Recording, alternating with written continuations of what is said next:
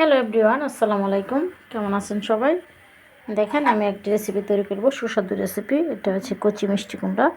এটা মিষ্টি কুমড়ার তরকারি রান্না করব। এক একজন এক এক কিছু বলে।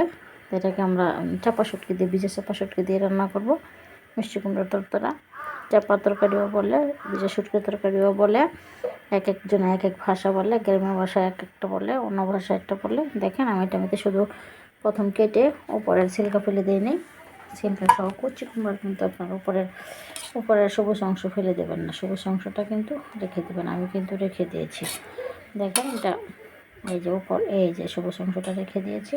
তো আপনারা ফেলে দেবেন না, এটা সবুজ অংশ রাখবেন। আমি এটার মধ্যে হালকা মশলা দিয়েছি, হালকা মরিচের পাখি, হলুদের পাখি আর লবণ, আর অন্য কিছু দিই নেই। আর এটাতে পরেতে দিয়ে দিব, মজা হইতে চটকাবো পেঁয়াজ, রসুন, কাঁচামরিচ, চটকে শেষ অংশে দিব। এটা কিন্তু এখন আমি শুধু এভাবে দিয়েছি, কারণ এটাকে এভাবে কষিয়ে তারপরে এটা হলে, তাও অর্ধেক হচ্ছে, বেশি হয়ে গেলে তারপরে এগুলো দিব। তখন ডেকে দিব। এটা কিন্তু অর্ধেক হয়েছে। এখন তাতে আমি কিন্তু আমার উপকরণগুলো দিয়ে দিব। এটা সিদ্ধ হয়ে গেছে।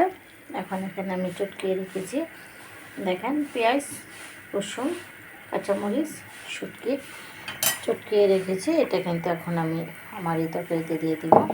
এটা এভাবে দিলে কিন্তু দারুণ টেস্ট হয়। দেখেন, এটা কিন্তু অনেক টেস্ট। সবার এক একজনের কাছে এক এক রকম।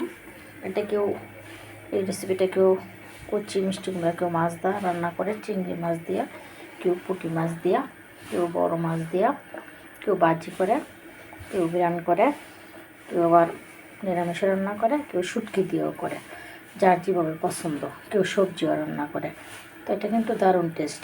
আমি কিন্তু ভিজা শুটকি দিয়ে রান্নাটা করতেছি।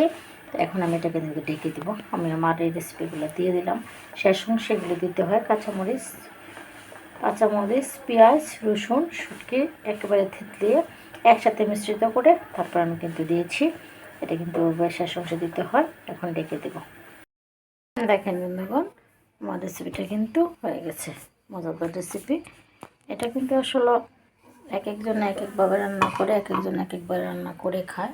দেখেন, এটা কিন্তু খুব একটা ঝোলও না, খুব একটা শুকনো না, এইভাবে এটা রান্না করে। এটাকে বলে ভিজা শুটকির তরতরা। তো এটা হচ্ছে ভিজা শুটকির তরতরা। আপনারা যদি এভাবে রান্না করে খান তো এইভাবেও খাইতে পারেন। যদি মনে করেন যে মাছ দিয়ে রান্না করে খান, মাছ দিয়েও খাইতে পারেন। দেখেন, আমি কিন্তু এটা সবুজ অংশ, কচির মিষ্টি কুমড়ার উপরের যে সবুজ সিলকাটা, এটা কিন্তু ফেলে দেয় নাই, রেখেছি। দেখেন, সবুজ দেখাচ্ছে। সবুজ অংশ খাওয়া কিন্তু অনেক ভালো। কচিগুলো কিন্তু ফেলে দেবেন না। তো দেখেন, এটা কিন্তু আপনারা মাছ দিয়ে রান্না করে খাইতে পারবেন, নিরামিষও খাইতে পারেন, সবজিও খাইতে পারবেন, যে চিংড়ি মাছ দিয়ে খাইতে পারবেন। আবার এই যে আমার মতো করে চাপা তরতরা করে রান্না করে খাইতে পারেন। তো যা যেভাবে খান। আমি আজকে আমার চাপা তরতরা করে রান্না করেছি ভিজা শুটকি দিয়ে, গ্রামের বাসায়টা। তো এভাবে আপনারা রান্না করবেন এবং খাবেন, এবং আমাকেও বেশি বেশি কমেন্ট করবেন।